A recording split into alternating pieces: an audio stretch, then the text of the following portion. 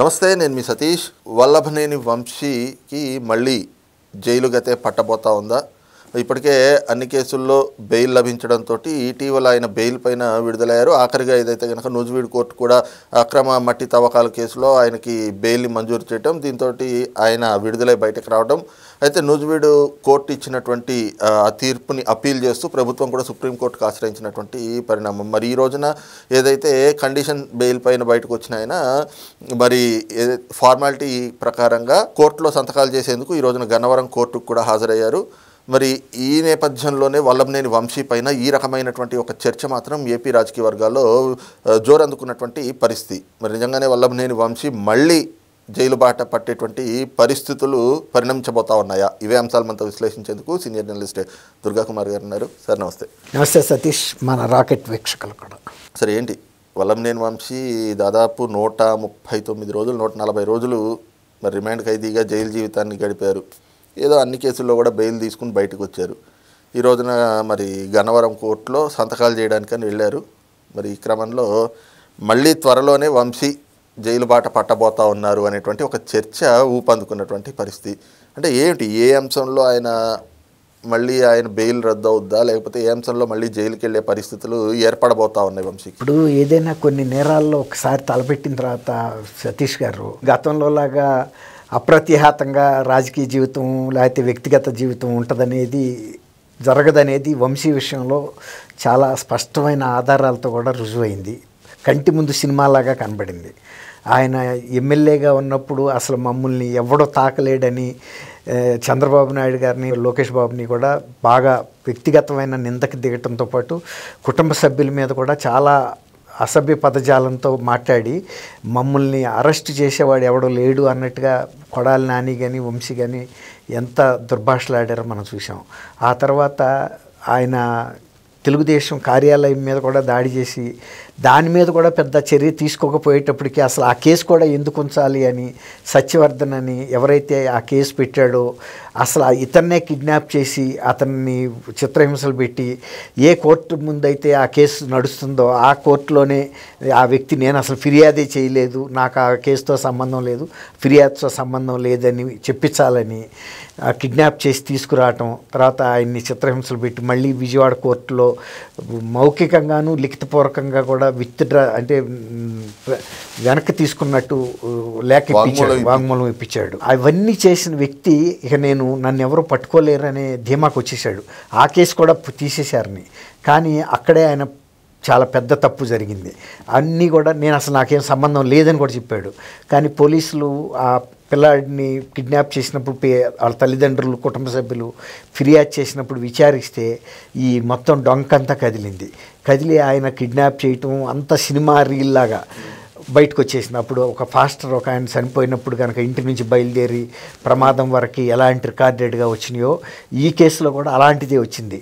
అది ఆయన ఊహించలేదు. పూజాని మై హోమ్ అపార్ట్మెంట్లోకి తీసుకెళ్ళటం, వాళ్ళ ప్లాట్లోకి తీసుకెళ్ళటం, ఆ రాత్రి అంతా ఉంచటం, ఇవన్నీ తర్వాత వైజాగ్ తీసుకెళ్ళటం, విజయవాడ కోర్టు. అయితే ఏంటంటే ఇప్పుడు ఆయనకు అన్ని రకరకాల కేసులు ఉన్నాయి ఆయన మీద. ఈ కిడ్నాప్ కేసు, తర్వాత ఎస్సీ ఎస్టీ కేసు, తర్వాత ల్యాండ్ గ్రాబింగ్ కేసు, ఇళ్ల స్థలాల కేసులు, ఇవన్నీతో పాటు అసలు 195 కోట్ల రూపాయల గ్రావిల్లో తను ప్రభుత్వ మైనింగ్కు సంబంధించిన గనుల దోసుకెళ్ళిపోయాడు అనేది.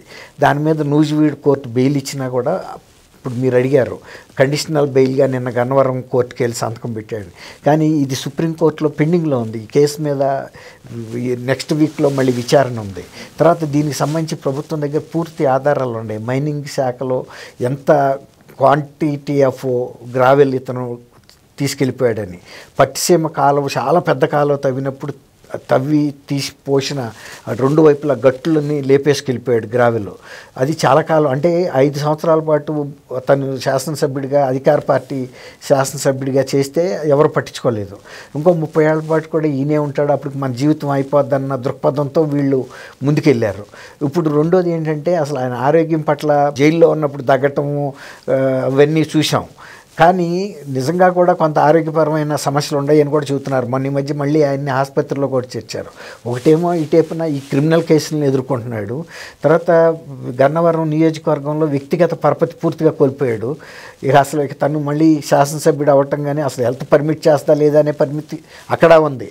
రెండవది ఆరోగ్యపరంతో పాటు ఇప్పుడు లీగల్గాను తర్వాత ఏసీబీ కూడా ఇందులో ఇది ప్రభుత్వ ఖజానాకి జరిగిన నష్టం కాబట్టి ఏసీబీ వాళ్ళు కూడా దీని మీద కేసు ఫైల్ చేశారు. మైన్స్ డిపార్ట్మెంట్ చేస్తే పోలీస్ డిపార్ట్మెంట్ ఇవన్నీ కూడా సంయుక్తంగా దర్యాప్తు చేసి వాళ్ళ సమగ్రమైన నివేదిక కనుక సుప్రీంకోర్టు ముందు పెడితే సుప్రీంకోర్టు కూడా అదే అడిగింది, మీరు ఇంటిగ్రేటెడ్ రిపోర్ట్ నాకు మా ముందు పెట్టండి అని వాయిదా వేసింది. ఇప్పుడు సింగయ్య కేసు జగన్మోహన్ రెడ్డి గారు కూడా క్వాష్ పిటిషన్ వేశాడు.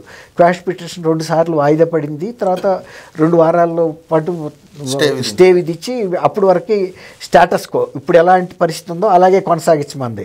అంతే తప్ప అది క్వాష్ పిటిషన్ని కొట్టేసినట్టు కాదు. అది డమస్కస్ సోర్డ్ అంటారు, మెడ మీద ఏలాడుతూ ఉంటుంది. అది ఎప్పుడు మన మీద పడుతుందో మనకు తెలియదు. అట్లాగే ఇప్పుడు వంశీకి కూడా ఈ లీగల్ పరంగా ఉన్న అంశాలు ఈ కేసులు చాలా పెద్దది. 195 కోట్ల రూపాయల ప్రజా ఖజానాకి చిల్లు పొడిచే అంశం అది. కాబట్టి ఆ కేసు తీవ్రత సుప్రీంకోర్టు కూడా తక్కువగా ఏం తీసుకునే అవకాశం ఉండదు. ఎందుకంటే వీళ్ళు ఇచ్చిన నివేదికలన్నీ సాంకేతిక పరంగా ఉన్నాయి కానీ వేగ్గా ఇచ్చే రిపోర్ట్స్ కాదు. ఎక్కడెక్కడ ఎంత క్వాంటమ్ ఆఫ్ గ్రావెల్ పోయింది, దాని మూలన ప్రభుత్వానికి ఎంత నష్టం జరిగింది, సేనరేజీ అండ్ సెస్ రూపంలో ఎంత నష్టం జరిగింది, అవన్నీ కూడా ఒక టెక్నికల్ ఎవిడెన్సెస్ ఇస్తారు క్యాలిక్యులేటెడ్గా. అంతేగాని ఈ వేగ్గా పలాన్సాటి ఇంత తవ్వేసాడని కాదు. ఇప్పుడు క్వాడ్జీ విషయంలో కాకాణి గోవర్ధన్ రెడ్డి అరెస్ట్ అయ్యి ఉన్నాడు చూసారా, అక్కడ కూడా ఖచ్చితమైన క్వాంటిటీ ఎంత క్వాడ్జీ అక్రమ మైనింగ్ జరిగిందనేది తేలబట్టే కదా కేసులు తీవ్రతగా ఉండటం. జగన్మోహన్ రెడ్డి గారు వెళ్ళి ఆయన ఏదో వ్యక్తిగతంగా పరామర్శించి రావాలనుకోవటం.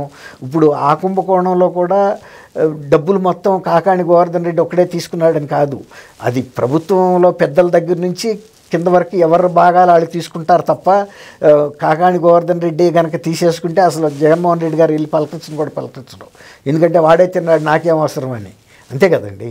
అట్లా ప్రతిదీ కూడా ఈ ఒక దాన్ని సంస్థాగతంగా ఒక అవగాహనతోనే జరిగింది. ఆ రోజు కూడా చెప్పారు, సజ్జల రామకృష్ణారెడ్డి కూడా పర్మిషన్ ఇచ్చాడు అక్రమ క్వాడ్జీ మైనింగ్ చేయండి అని. అంతకుముందు వేరే కంపెనీ వాళ్ళు చేసి వదిలిపెట్టి వెళ్ళిపోయారు, వాళ్ళ లీజ్ పీరియడ్ అయిపోయిందని. కానీ సహజంగా ఏంటంటే ఒక కంపెనీ డెవలప్ చేసిన లీజ్ పీరియడ్ అయినా కూడా ఆ కంపెనీని కొనసాగిస్తారు. ఎందుకంటే ఎక్కువ పెట్టుబడి పెట్టింది వాళ్ళు. మైనింగ్ చేయటం అనేది ఫస్ట్లోనే ఎక్కువ పెట్టుబడి తీసుకుంటుంది. ఒకసారి బంగారపు గనిలాగా దొరికిన తర్వాత ఇక పెద్ద పెట్టుబడి ఉండదు. వీళ్ళకి అది దొరికింది, డెవలప్ అయిన గని దొరికి చక్కగా వెన్న తిన్నట్టు తినేశారనమాట. ఇప్పుడు వంశీ విషయంలో కూడా రేపు సుప్రీంకోర్టు ముందుకి వచ్చే వారం విచారణకు వచ్చినప్పుడు ఈ సమగ్రమైన నివేదికలు చూసిన తర్వాత మీరు అన్నట్టు కనుక బెయిల్ నూజివీడు కోర్టు ఇచ్చింది కనుక క్యాన్సిల్ అయితే మళ్ళీ జైలుకి వెళ్లాల్సిందే. ఇక సుప్రీంకోర్టు కన్నా పెద్ద కోర్టు ఏమన్నా. నూజివీడు కోర్టు కూడా మరి ఇరుపక్షాల వాదనలు విన్న తర్వాతే బెయిల్ ఇస్తుంది కదా. మరి ఇప్పుడు దీంతో పాటు అంటే నివేదికతో పాటుగా అదనంగా ఇంకేంటి ప్రభుత్వం నుంచి ఏ రకమైనటువంటి వాదనలు ఉంటాయని భావించవచ్చు?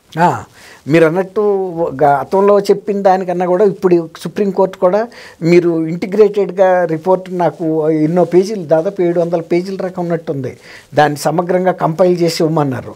ఇప్పుడు మీరు అన్నట్టు వివిధ శాఖల దగ్గర ఉన్న ఇన్ఫర్మేషన్ మొత్తాన్ని ప్లస్ ఈయన గతంలో చేసిన ఇతర యాక్టివిటీస్ని చేయటం ఒకటి, తర్వాత ఈయన బయట ఉండటం మూలన ఇంతవరకు సత్యవర్ధన్ లాంటి వ్యక్తిని కూడా ప్రభావితం చేసి ఇతను గతంలో ఒకప్పుడు పవర్ఫుల్ ఎమ్మెల్యే, తర్వాత ఆనాటి ప్రతిపక్ష నాయకుడి కుటుంబ సభ్యులను కూడా దూషించి అరెస్టు కాకుండా కేసులు కాకుండా చూసుకోగలిగాడు.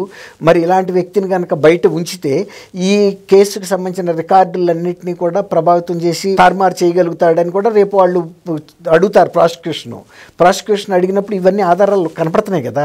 అంతకుముందు సత్యవర్ధన్ కేసు ఒక క్లాసిక్ ఎగ్జాంపుల్, తను బయట ఉన్నప్పుడే కదా ఫ్రీగా ఉన్నప్పుడే చేయగలిగాడు. అట్లాంటి పని మళ్ళీ ఇంకోసారి చేయడని సుప్రీంకోర్టు కూడా భావించలేదు కదా.